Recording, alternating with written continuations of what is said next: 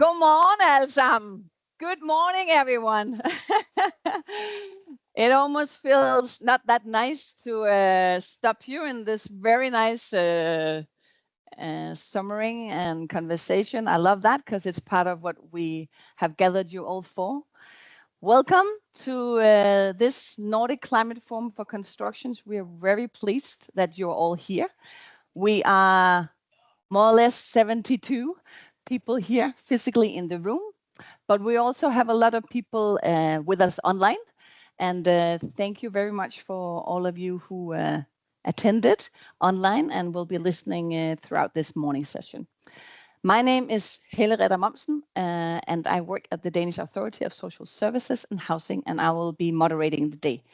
And we will have a very interesting day ahead of us. And I really hope that you here in the room will take a rather unique opportunity to meet new colleagues from the other Nordic or EU countries and share your knowledge and ask the good questions and have a good ear to listen.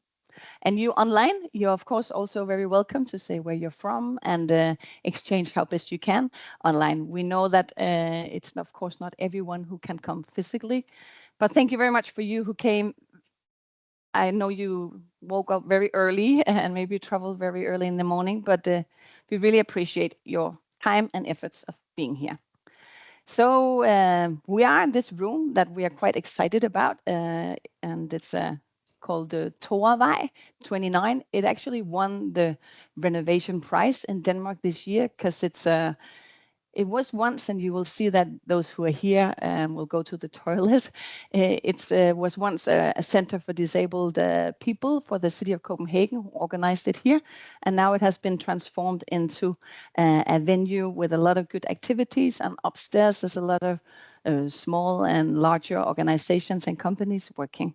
So instead of going on a site visit, we wanted to be in a building that was once had another purpose and now has been, most of it has been reused, a little bit recycled, and is now used for this venue for all of us. We look very much forward to the day. You see the agenda here. So the arrivals is happening, and the opening in a few minutes. The Minister of Social Affairs and Housing will come. And she will give the opening words and set the stage. And then we have some very interesting presentations from the EU Commission. Thank you very much for traveling here to the far north, or at least Denmark. And then a small break. And then we get very fresh updates, both from the Nordic, the Swedish, the Finnish, and the Estonian authorities. They're all here present. And the focus of today is really how can we make these life cycle assessments more specific, but also faster and cheaper to make. And there's a lot of opportunities there that have not yet been harvested. Another focus is really on how can we use the buildings we already have in a much better way. And there's the break, and then we want inspiration from the sector, because out there in the sector, a lot of good developments are happening, and we want to tap into some of that. And so we'll have 4 very inspiring presentations there. And then we have the Danish and the Icelandic construction authorities. They will also be presenting. And then that's a wrap up of the morning session. And then other discussions will continue. So with those words, I would like now to welcome the Minister Sofie Hæstrup Andersen, who's Minister for Social Affairs and Housing. I think she will be coming in a minute. It's always, yeah. Voila. Welcome, Sofie. Please take the stage.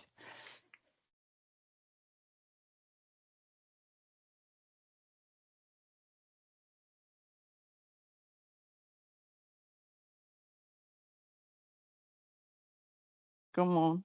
So welcome, we're here in Torvej, and I just introduced the place. Thank you so much for coming and taking time to be here.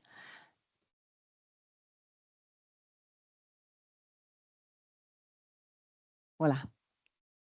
Thank you very much, and thank you for inviting me here today. It's a pleasure to see so many people showing up here in Toravej, which is just an extraordinary example of which way we need to go in the upcoming years.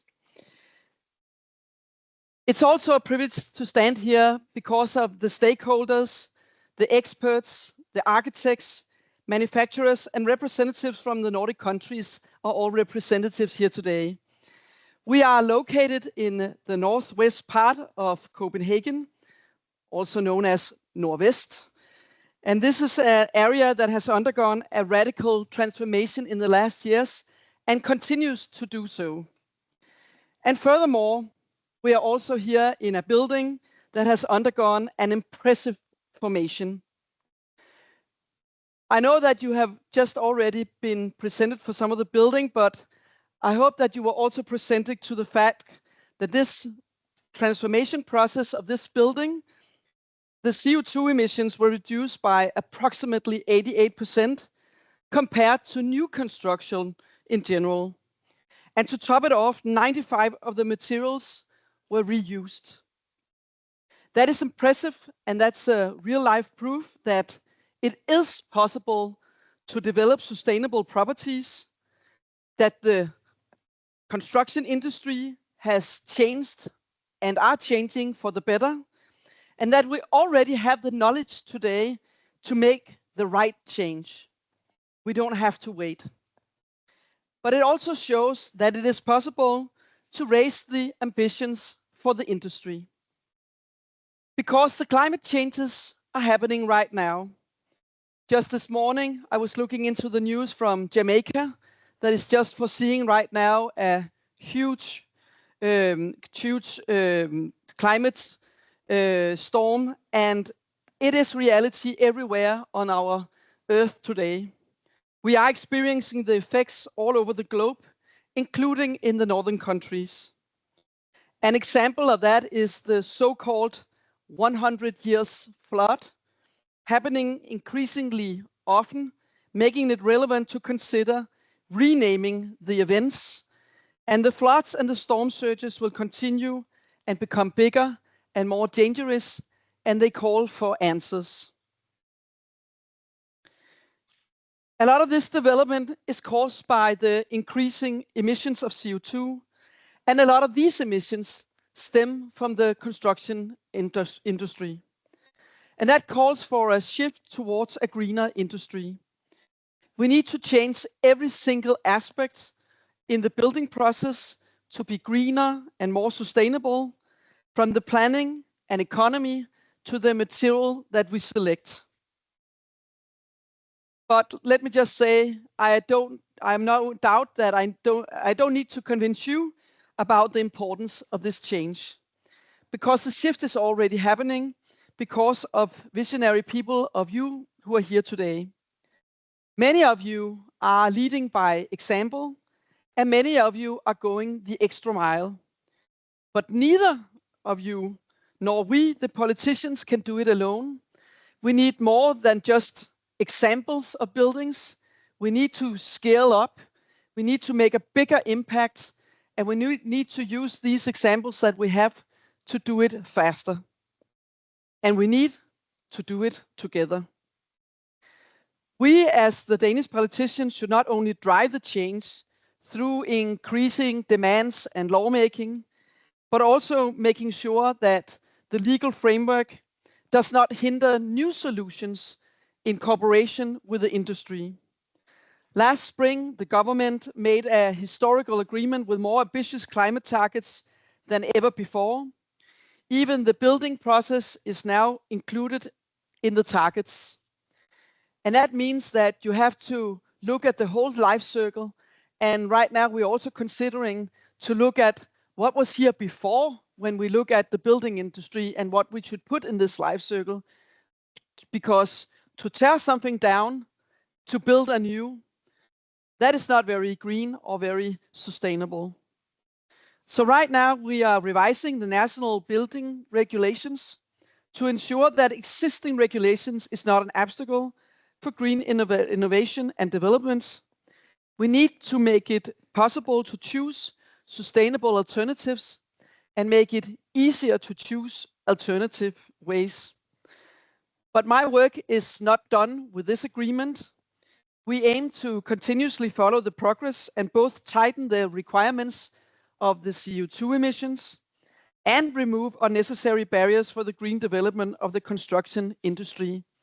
And just to stay a little bit in the tear down and build anew and make it sound more sustainable, let me just tell you that just in the last 10 years, we have seen 5 million square meters of buildings being torn down in Denmark just to be rebuilt the same place, 8 million new square meters. And in Denmark, it is such that if the building is close and have the view over the water, the probability of it being torn down and built anew is even greater than if it was placed in the city like here. So this is also something we need to look at. How can we renovate more and make it easier to renovate? And how can we make sure that we only build anew if that's what we really need? However, we also need you, the industry, to make this possible. We can only go so much ahead when it comes to the legal framework. When I look at the industry, I see people who want to run ahead, but I also see an industry that in many ways are acting very defensive every day because of many different things. Sometimes because of financial issues, sometimes because of they want to make sure that they deliver on time. Sometimes it's because of how you are insured. And then you make choices that are defensive instead of bold, instead of moving forward.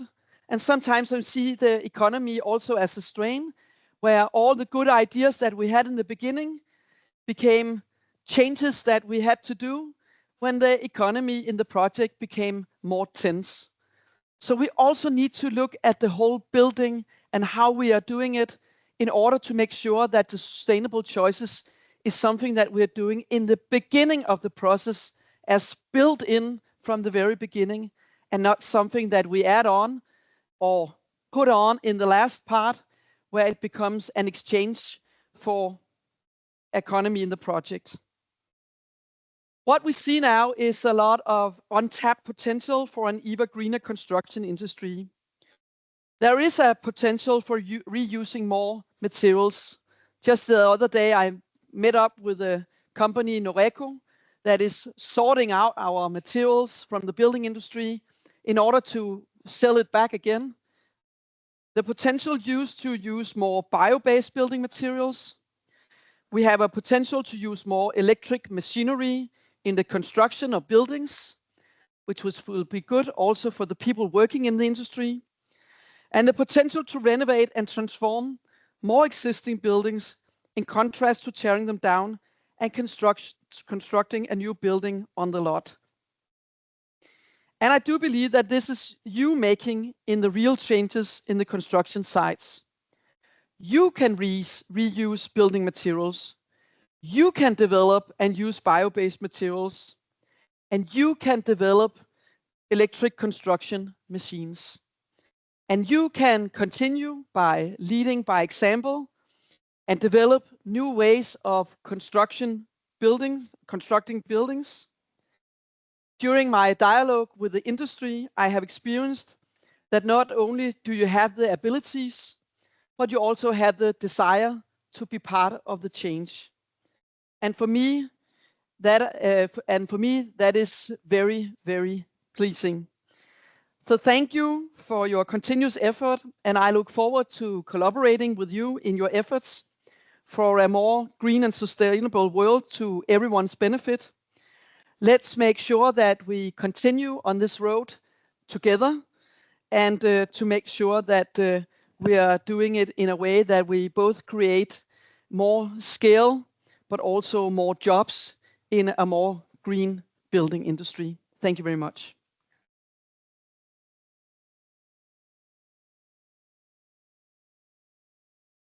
Thank you very much, Sophie. And we will work hard for the visions you have set out. And we're very happy you are here today with us. Thank you so much. Have a good day. So we will continue with the good words and the opportunities that sit ahead with some inspiring inspirations straight out of Brussels.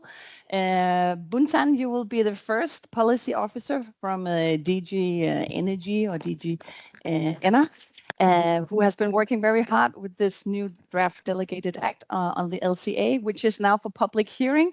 So it's very fortunate with the timing that you are here to elaborate on some of the many details there that are now out public hearing. Buntan, please give him a round of applause. The floor is yours.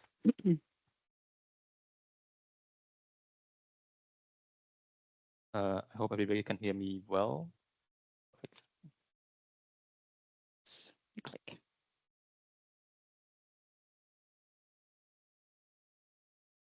Thank you so much, Hele, and thank you so much, Minister, for the very inspiring introduction, I might say, and hopefully I can deliver this presentation as well. So my name is Montan. I'm from the GNR. I'm here to speak a little bit about the delegated regulations that we are working right now at the European level. And as mentioned by Hele earlier, is now in the public feedback for your opinions. A quick introductions or quick words of the context, I might say. So it is part of the directive energy performance of buildings. This directive has a very long history of focusing on the energy consumptions of buildings, or energy performance of buildings in 2002. As you can see in this slide, there's mentions about requirements about minimum requirements on the energy performance. There's a notions of nearly zero energy buildings, and lastly, in the EPBD recast, so Energy Performance Building Directive recast 2024, we have introduced the notions of zero emission buildings, plus these introductions of this new requirement we call life cycle global warming potential calculation. So what it is exactly, the idea of this indicator or this measurement, I might say, is about the fact that the directive recognized the fact that buildings has these emissions, not only during the usage of the buildings related to the energy use of the buildings, but also before the use of the buildings, when the constructions, when the products or equipment of the buildings are manufactured, and of course at the end of life if the building is demolished. So the idea is to take into account all of these emissions during the whole life of the buildings. Then the main purpose of this is, of course, to when the building, the new construction is necessary, trying to motivate the designer to make the best choice in terms of design and the best choice of materials or equipment. And in this sense, we can have the same, how to say, level playing field for all the manufacturer of the products and the equipments, encourage the innovations, and how to say it, motivate the innovations in the sense of reducing as much as possible the CO2 emissions. This indicator we call life cycle global warming potential, measuring the whole life's emissions of buildings. So as I just mentioned earlier, we're talking about the productions of the materials, the transport of the construction products to the construction site, the activity related to the constructions, the use of energy inside the buildings, and of course, the end of life, the demolition, the transport, and the management of the waste, and if there is any related activity, reuse, recycling, or disposal of those waste. And I'm not going to detail of why or how important this is to take into account this life cycle or embodied carbon, I might say, because in the next presentations, my colleagues Josephina will be dive into much detail on that aspect. So in this directive, we have introduced two new provisions or article, I might say, in Article 7.2 require the calculations. So large new buildings are required to do these calculations from 2028, and all new buildings are required to do this calculation from 2030. Another Article 7.5 asking the member state to have their own national roadmaps of how they're going to introduce this limits value. And at the same time, the Article 7.3 asking the commissions to establish a harmonized framework for the calculation. Some things that we have heard many times, especially from the stakeholder, to have the compatibility of the result and a harmonized calculation methodology.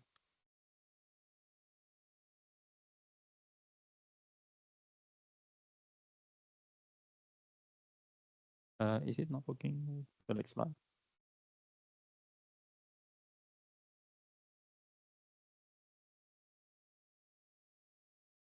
It's not working.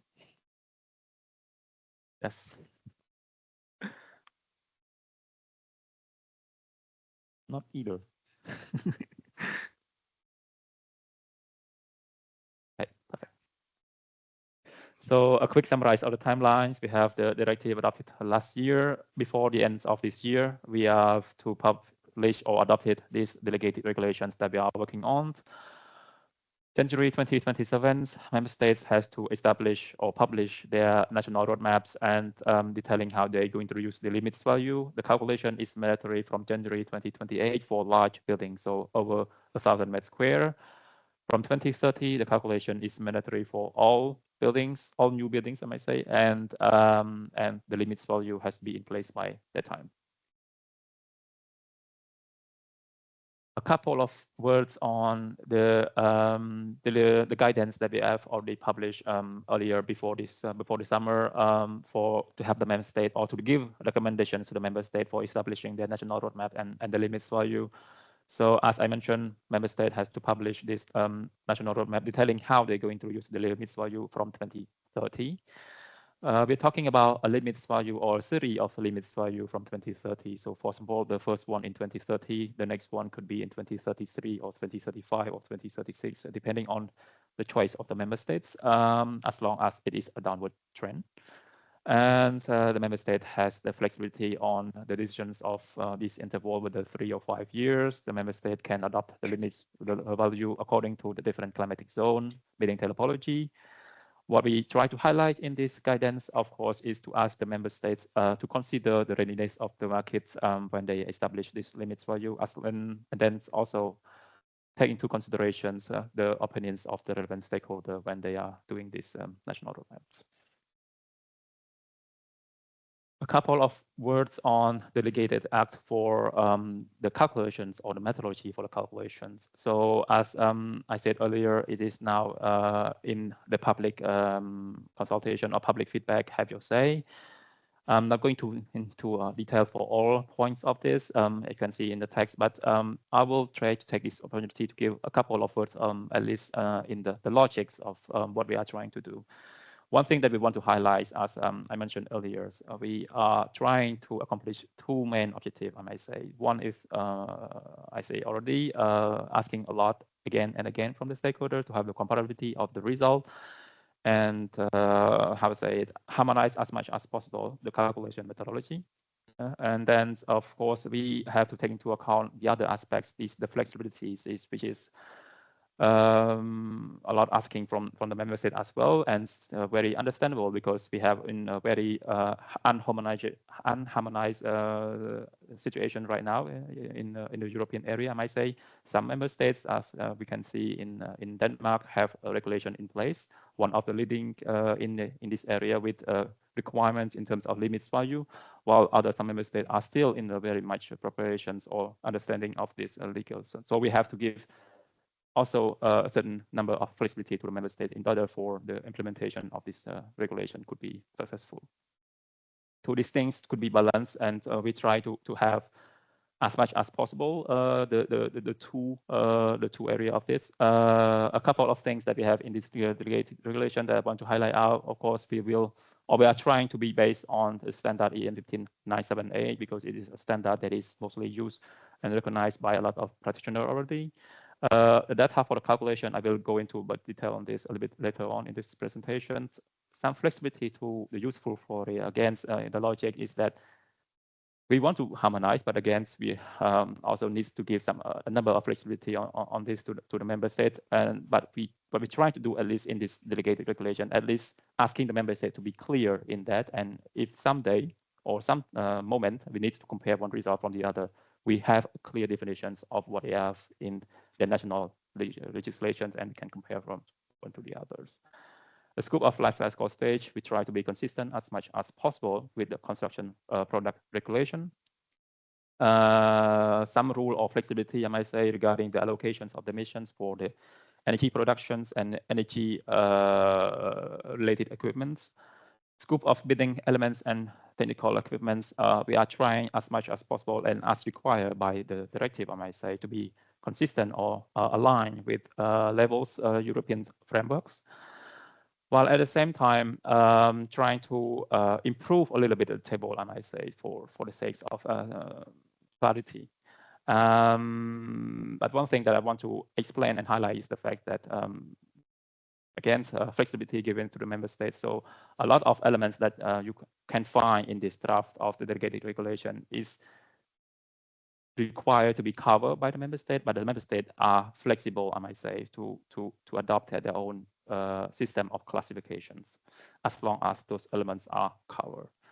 And lastly, results of the calculation has to be reported in the disaggregated format and transparent format, I might say, is some things that we have heard a lot on, request a lot from the stakeholders, so that results could at least be comparable from one to the others.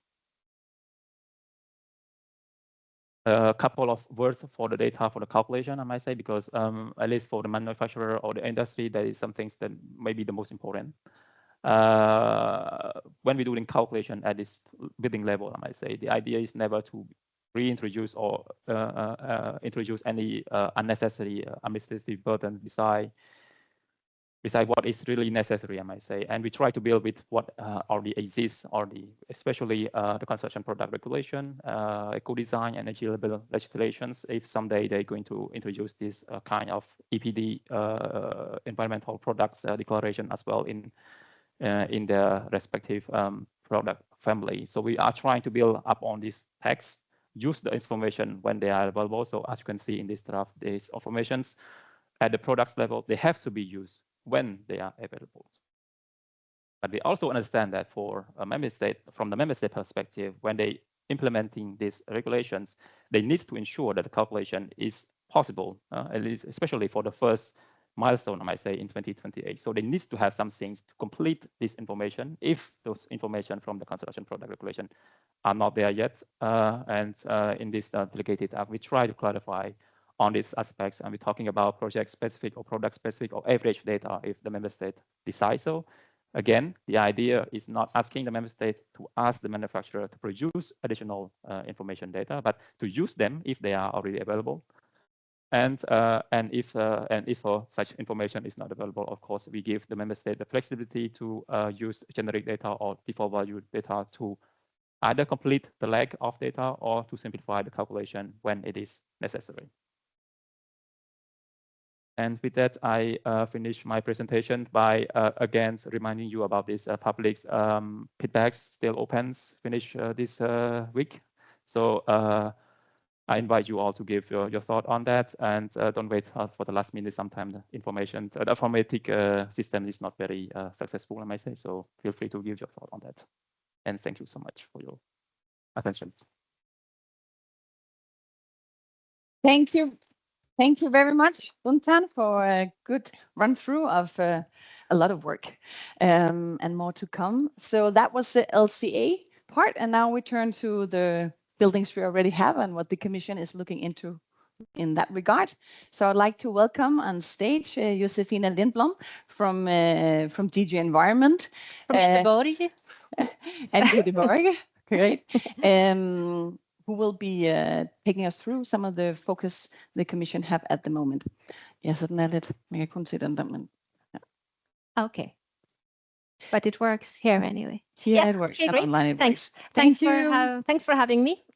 So you have just heard a lot about legislation, about something which we didn't really pay too much attention to at the EU level, I would say 5, 6, 7 years ago, which is the whole life carbon, but that's in there now.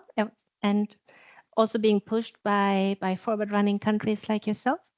Now we are also dedicating energy and thinking to what should we do not just with the individual building when we build new to make it better, but how can we use our existing buildings much better?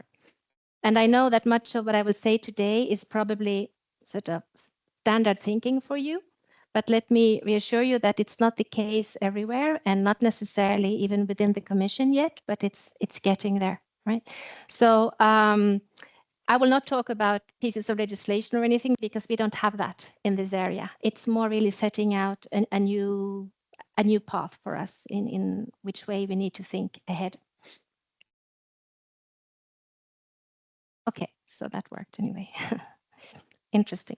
So here I want to show you what it looks like at the EU level. This is a snapshot for one baseline year, 2020. And you see that by far the operational carbon is the biggest. So that's for heating and cooling. But the embodied carbon comes up to 27% at the EU level. That is, these are recent figures that we have from a not even published study yet. But so it's quite a big study, which we have quite a lot of confidence in, I would say, in the numbers.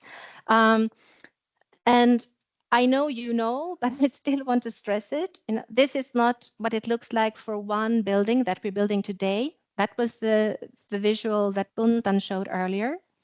This is the whole building stock in 1 year. So of course, most buildings are not being neither constructed nor renovated. They just stand there and being maintained, hopefully. Hence, for the whole building stock, the operational carbon is still by far the most important.